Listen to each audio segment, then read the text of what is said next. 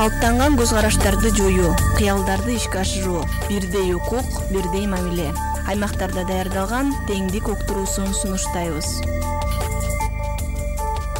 Саламатсыздарбы? Сиздер менен Куланак жамааттык мультимедиа борбору. Адатта коомчулукта зомбулуктун башка түрлөрү туурасында талкуулар болуп, көңүл бурулганы менен үй бүлөлүк зомбулуктун бир түрү болгон дагы кеңири жайылган экономикалык зомбулукка маани берилбей келет. Зомбулуктун бул түрүнө ар бир үй бүлө мүчөсү туш болушу мүмкүн. Бирок адвокат Айбек Өмүралиевдин билдирүүсүндө экономикалык зомбулукка кабылгандар дейли кайрылышпайт. Кыргыз Республикасынын мыйзамы бар. Үй бүлөлүк зомбулуктан сактоо жана коргоо жөнүндө иш-аракеттерди жүргүзөт, жөнгө салат. Зомбулуктун ар кандай түрлөрү бар. Физикалык зомбулук, психологиялык, сексуалдык зомбулук, экономикалык да зомбулуктар бар да. Көбүнчө зомбулук боюнча кайрылганда физикалык зомбулуктан анан сексуалдык зомбулук тарткан тараптар эле кайрылат да. Негизинен үй бүлөлүк бюджетти тескөөдө киреше чыгашаларды эсептеп жатканда көп адамдар акы төлөнбөчү жумуштарды эске алышпайт. Мисалы, короодогу мал караган, үйдөгү тетиктерди оңдоп түздөгөн, ошондой эле бир үй бүлө мүчөсү тамак аш даярдап, кир жууган сыяктуу жумуштарды көңүл сыртында калат. Жөнөкөй эле элестетип көрүңүз, эгер сиз ушул сыяктуу жумуштарды бирөөнө жасатсаңыз канча акча төлөп берет элеңиз? Андыктан бир гана накталай каражатты киреше деп эсептебестен, буларды дагы эске алган туура. Адвокат Айбек Өмүралиев экономикалык зомбулуктун белгилери кандай болоорун айтып берди. Бир үй бүлө мүчөсүнүн жагы теңештирилген адамдын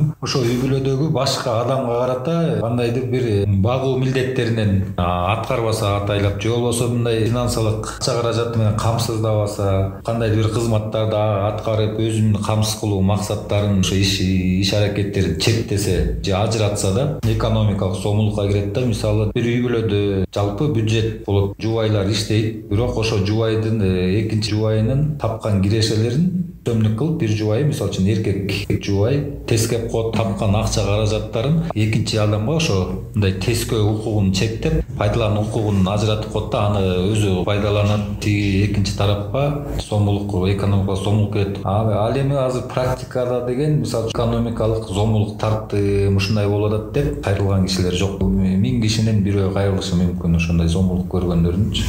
Экономикалык зомбулукка дээрлик ар бир үй бүлө мүчөсү туш болот. Эгер үй бүлө ажырашып кетсе, 18 жашка чыга элек өзүн өзү камсыздай албаган балдарга карата экономикалык зомбулук байкалат. Алимент өндүрүү боюнча кайрылат, экономикалык зомбулук катарында эсептелинди өзүм личноч.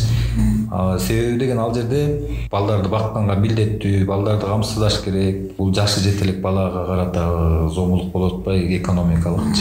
Жашы жете элек бала өзүн камсыздай албайт, ал аракетке жөнөп, анан ошону ата-энесинин милдети да. Акча каражаты менен камсыздабаса, же кийимин алып бербесе, же башка билим алышында каржылабаса, же болбосо экинчи жубайын ошондой бала бага үйдө отурса, памперс, дары алганга эч жардам бербесе, бул ошо деле мындай экономикалык зомбулукка кирет да. Анан ошон үчүн биз баягы алимент боюнча кайрылгандарды өндүртүп берип атпайбыз, тапкан кирешесин мажбурлоо иретинде төлөп берсин депчи. Экономикалык зомбулукка кабылгандар катталбай жаткан бул маселе жок дегенди билдирбейт дейт Учкун айыл өкмөтүнүн социалдык кызматкери Анара Балтабаева. Эгерде акчаны менен опузалап аткан болсо, турак жайдан, кийим кечеден атайлап ажыратып жаткан болсо акчадан, анда бул учурда албетте сиздерге жардам берүүчү уюмдар бар. Учурдан пайдаланып айтып кетейин, Учкун айыл өкмөтүндө жергиликтүү комитет үй бүлөлүк зомбулуктан коргоо жана сактоо деп ушу жергиликтүү комитет түзүлүп 2 айда иш алып барып атабыз. Жергиликтүү комитетке да кайрылсаңыздар болот. Биздин телефондорубуз ар дайым жардам берүүгө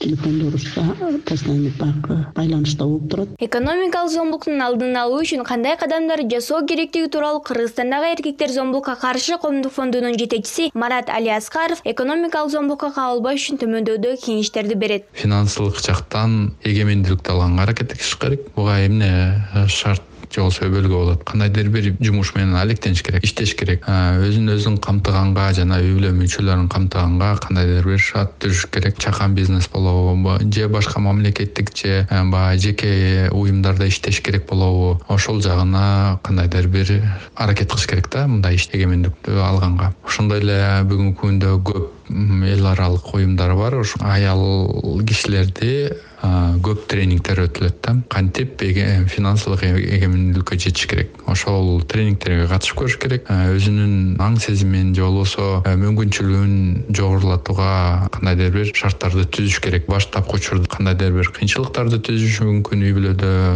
шарттарды түзүшү мүмкүн. Бирок ошого карабай максатка жеткенге аракет кылыш керек да. Экономикалык зомбулукту болтурбоо үчүн ар бир жананын өз укугун билүүсү ошондой эле башкалардын укугун тебелебей сыйлоосу зарыл. Финансылык сабаттуулук, үй бүлөдөгү бирин-бири түшүнүү, колдоо, ой пикирлер менен эсептешүү дагы экономикалык зомбулуктун алдын алат. Даярдаган Даткай Мурзакунова.